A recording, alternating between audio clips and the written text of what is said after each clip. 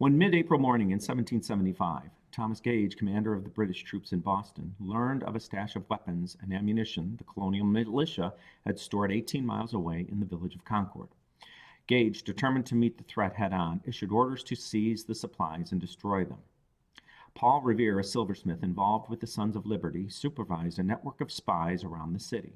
Once alerted of the British movements, Revere arranged for a friend to watch from a window of the Old North Church.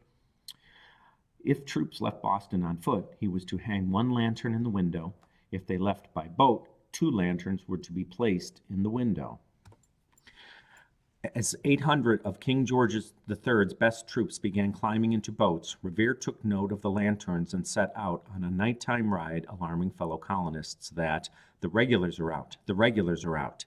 Heeding the warnings of Revere and fellow rider William Dawes, militia began gathering on the village green near Lexington, intending to block the road to Concord. On the morning of April 19, 1775, a group of around 70 militiamen watched as the British Army swung into battle formation in front of them. British officers ordered the militia to lay down their weapons and disperse, but the colonists didn't move. The defiance ignited a tense standoff. Then a nervous trigger finger fired one of the most important shots in the history of the world.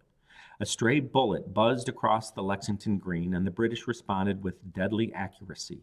Several colonists returned fire before running away. 8 militiamen lay dead, and 10 more were wounded. No one knows who fired the bullet, but it became known as the shot heard round the world. The British marched on, determined to carry out their mission as colonial militia began assembling for Concord's defense. To get there, the militia had to cross the North Bridge, which was guarded by 3 British companies.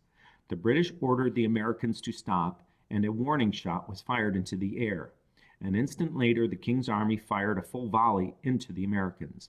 Major Buttrick, the American officer, shouted for his men to return fire. The colonists responded, and the British, facing a full-scale battle, fell back, beginning a 17-mile retreat toward Boston. As news of the fighting spread, the colonists from all directions took up positions behind trees, rocks, and even houses, firing at the British troops as they passed. Many British soldiers began falling out and surrendering, and the army was perhaps minutes away from disintegrating. Suddenly, British soldiers near the front of the advance let out an echoing cheer at the sight of Thomas Gage leading a column of reinforcements to rescue them. With a large number of fresh and organized British troops in front of them, the militia abandoned the chase. The Battle of Concord resulted in 99 British soldiers being killed and 174 wounded.